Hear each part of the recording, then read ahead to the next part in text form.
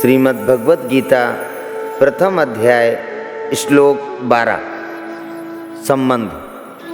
द्रोणाचार्य के द्वारा कुछ भी ना बोलने के कारण दुर्योधन का मानसिक उत्साह भंग हुआ देखकर उसके प्रति भीष्म जी के किए हुए स्नेह सौहार्द की बात संजय आगे के श्लोक में प्रकट करते हैं।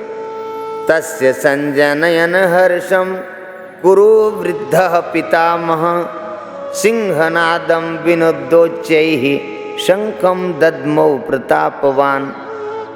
तस्य यानी उस दुर्योधन के हर्षम हृदय में हर्ष उत्पन्न करते हुए कुरु वृद्धः कौरवों में वृद्ध प्रतापवान यानी प्रभावशाली पितामह भीष्म ने सिंहनादम सिंह के समान विनद्यः गरज कर उच्च ही जोर से शंखम दधमौ शंख बजाया।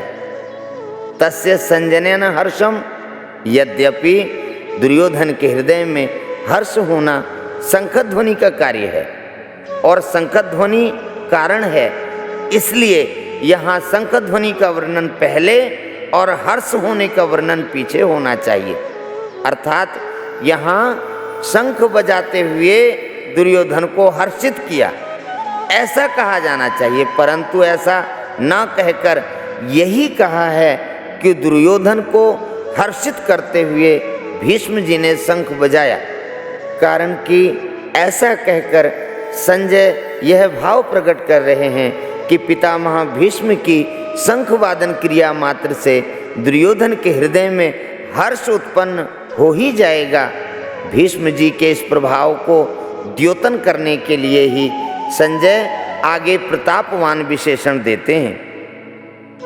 कुरु वृद्धः यद्यपि कुरुवंशियों में आयु की दृष्टि से भीष्म जी से भी अधिक वृद्ध वाहलिक थे, जो कि भीष्म जी के पिता शांतनु के छोटे भाई थे। यद्यपि कुरुवंशियों में जितने बड़े बूढ़े थे उन सब में भीष्म जी धर्म और ईश्वर को विशेषता से जानने वाले थे, अतः ज्ञान वृद्ध होने के कारण संजय भीष्म जी के लिए कुरु वृद्धः विशेषण देते हैं। प्रतापवान भीष्म जी के त्याग का बड़ा प्रभाव था।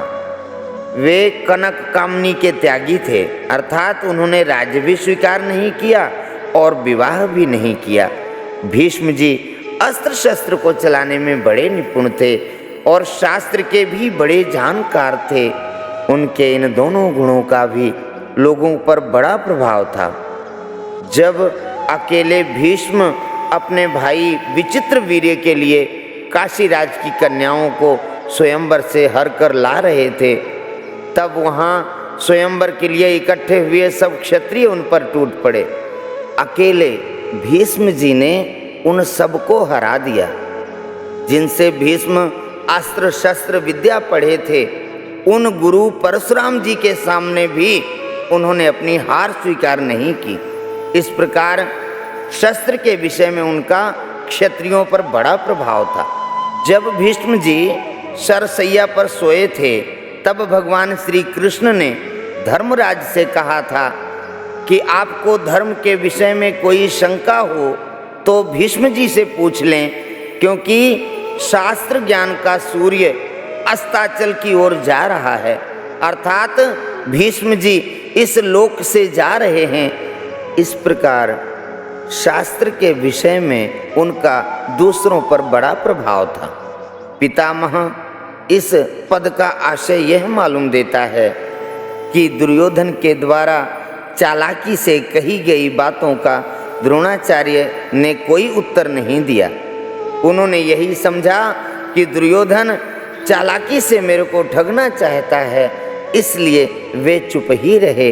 परंतु पितामह दादा होने के नाते भीष्म जी को दुर्योधन की चालाकी में उसका बचपना दिखता है, अतः पितामह भीष्म द्रोणाचार्य के समान चुप न रहकर वात्सल्य भाव के कारण दुर्योधन को हर्षित करते हुए शंख बजाते हैं। सिंहनादम विनद्योच्चैः शंखम दधमौ, जैसे सिंह के गर्जना करने पर हाथी आदि बड़े बड़े पशु भी भयभीत हो जाते हैं।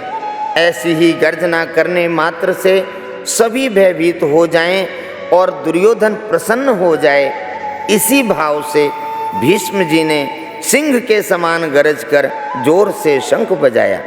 परिशिष्ट भाव कहते हैं कि दुर्योधन के साथ द्रोणाचार्य का विद्या का संबंध था और भीष्म जी का जन्म का अर्थात कौटुंबिक संबंध था।